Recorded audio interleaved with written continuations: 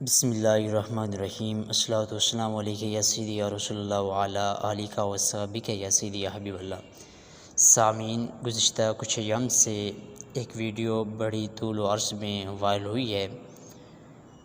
ایک لاہور کے معلم میں جن کا نام مفتی عزیز الرحمن ہے، اور یہ نام کے مفتی ہیں، جبکہ ان کے کرتوت جو ہیں یہ ایک جاہلوں سے بھی بدتر ہیں۔ ایک عام بندہ دنیا کے ساتھ تعلق رکھنے والا اگر وہ بندہ بھی اگر ایسا کام کرتا تو یہ بھی ایک انتہائی شرمناک کام تھا۔ تو جب جس بندے کا تعلق دین کے ساتھ ہو، تعلیم و تعلم کے ساتھ ہو، جو صبح سے لے کر شام تک قال اللہ قال رسول صلی اللہ علیہ وآلہ وسلم کی صدائیں لگا رہا ہو، اور لوگ اس کے ساتھ حسن ظن رکھتے ہوں، اگر وہ ایسے کام میں ملوث پایا جائے تو یہ انتہائی شرمناک کی بات ہے۔ اس ویڈیو کے اوپر جب یہ وائرل ہوئی تو ہر بندے نے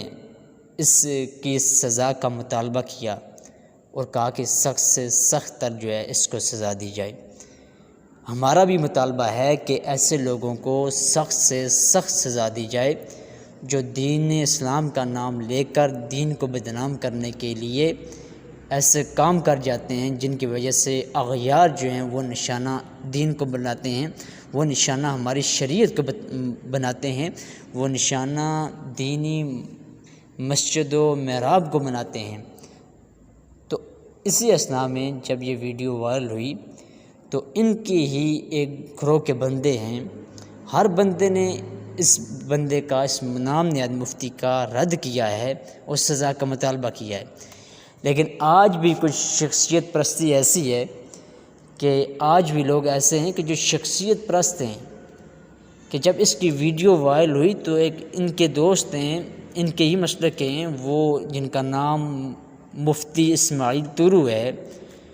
انہوں نے ان کے حق میں بیان دیا، اور صرف بیان ہی نہیں دیا بلکہ بیان دیا لیکن ساتھ صحابہ کرام رضوان اللہ علیہم اجمعین کی توہین بھی کر ڈالی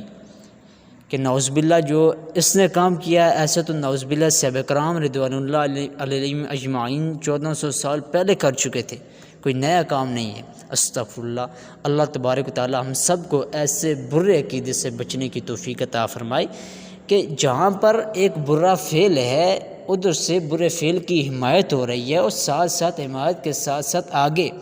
صحابہ کرام رضوان اللہ علیہم اجمعین کے اوپر اٹیک ہو رہا ہے۔ حکومت کو چاہیے، حکومت وقت کو چاہیے کہ ایسے لوگ جو ہیں ان کے اوپر سخت سے سخت سزائیں دی جائے، کہ جو صحابہ کرام کے بارے میں بولتے ہیں اور سوچتے ہی نہیں کہ ہم کیا بول رہے ہیں، اور معاشرے کو خراب کر دیتے ہیں، اور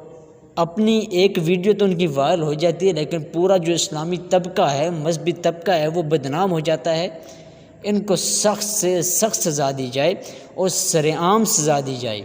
تاکہ ایسا کام دوبارہ پھر کبھی بھی جو ہے منظر عام پر نہ آ سکے۔ اللہ تبارک و تعالیٰ نے قرآن مجید میں ہم کو یہ اصول دیا ہے کہ جب تم کوئی بندہ گناہ کر بیٹھے، گناہ اس کے اوپر شہادتیں ہو جائیں تو اس کے اوپر تم حد لگاؤ، اگر وہ کام حد کا ہے تو حد لگاؤ، تعزیر کا ہے تو تعزیر لگاؤ، جس سزا کا ہے تو وہ سزا دو۔ جب تم سزا دو گے تو باقی معاشرے کے اندر جو رہنے والے ہیں ان کی زندگی محفوظ ہو جائے گی۔ مثلاً کہ آپ کا اندر 100 بندے، ان معاشرے کے اندر 100 بندے رہ رہے ہیں تو ان میں سے ایک بندہ چور بن جاتا ہے، تو جب وہ چور بن گیا تو جب پھر وہ چوری کرے گا تو اس کی وجہ سے 99 بندے جو ہے وہ متاثر ہوں گے اور خوف محسوس کریں گے۔ جب اس ایک بندے کے اوپر حد لگے گی تو باقی 99 بندے محفوظ ہو جائیں گی، ان کی زندگیاں محفوظ ہو جائیں گی۔ لیکن ہماری حکومت جو ہے وہ اس کی طرف بالکل توجہ نہیں دیتی، وہ صرف جو ہے بندے کو گرفتار کرتی ہے، اور اس کے بعد پھر ایسا معاملہ ہوتا ہے، سننے کو خبریں ملتی ہیں کہ دیکھیں گے فلاں بندے کو آزاد کر دیا گیا، رہا کر دیا گیا۔ تو حکومت کو چاہیے کہ اس حوالے سے جو ہے سخت سے سخت سزا کی تجویز کرے تاکہ دوبارہ پھر ایسا کام جو ہے منظر عام پر نہ آ سکے۔